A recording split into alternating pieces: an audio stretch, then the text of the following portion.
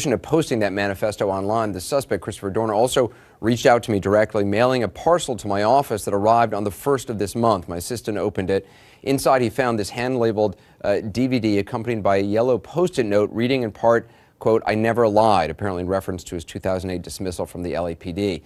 And the DVD shows testimony by a man who says he was kicked by an LAPD officer, according to Dorner, confirming his story. The story, he says, got him kicked off the force initially. Also in the package, as I mentioned, a coin wrapped in duct tape. Now, the tape bearing a handwritten inscription, "Thanks but no thanks, Will Braden." That's obviously his former boss. On the top of the duct tape, you can see there's also an abbreviation. Now, at first today, we thought it might be the initials IMOA, which commonly is an abbreviation for Imagine a More Open America.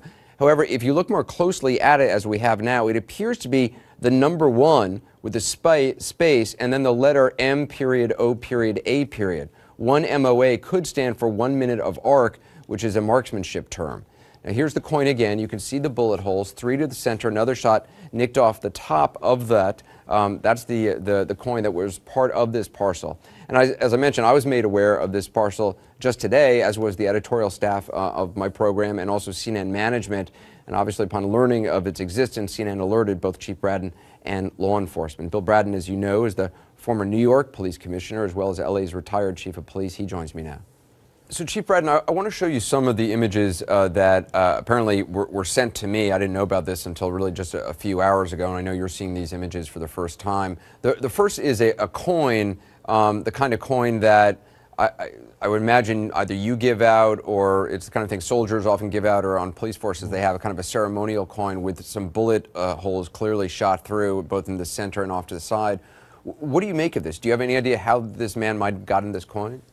Chances are he would have received it from me. The photograph that's been displayed very widely today of me shaking his hand in front of a pair of flags probably would have been the custom I have of when somebody was activated into the military heading overseas. I'd bring them up to the office, present them with one of these coins as a token of respect and good luck, and also have their family come up to meet our military liaison officer, who would then basically work with the family during the period of time when the officer was gone. So looking at this coin, that is what is called a challenge coin.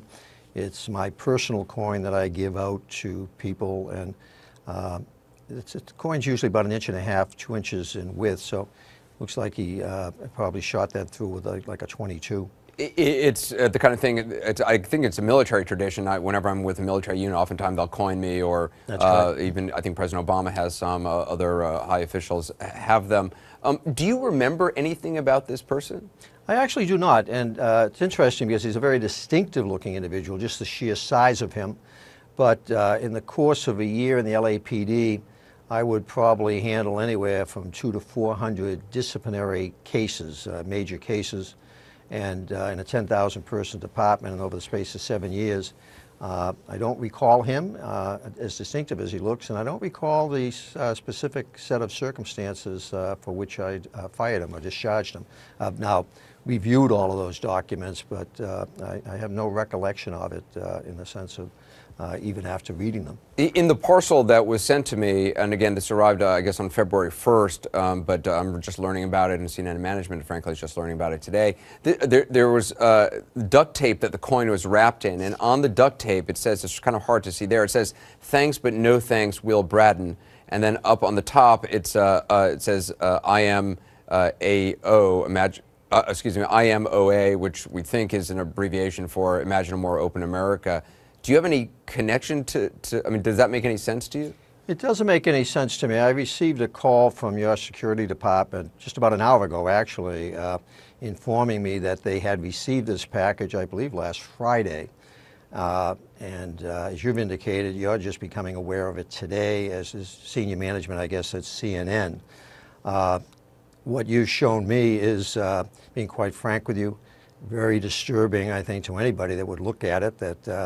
And I understand it was accompanied by some form of letter or written correspondence. So one of the issues, I spoke to Chief Beck a short while ago to inform him of this, and My understanding is your corporate security has forwarded it to the FBI, and the FBI will be sharing it with the LAPD as they move their investigation forward. Yeah, and I mean, I didn't see it because, as you can imagine, I get a lot of correspondence and a lot of kind of nutty correspondence, and usually just kind of forward it as did I when I was right. chief of police. So usually it doesn't even go to me. I just sort of forward it on to the security folks. He lists you in this manifesto. He clearly has some sort of a beef with you.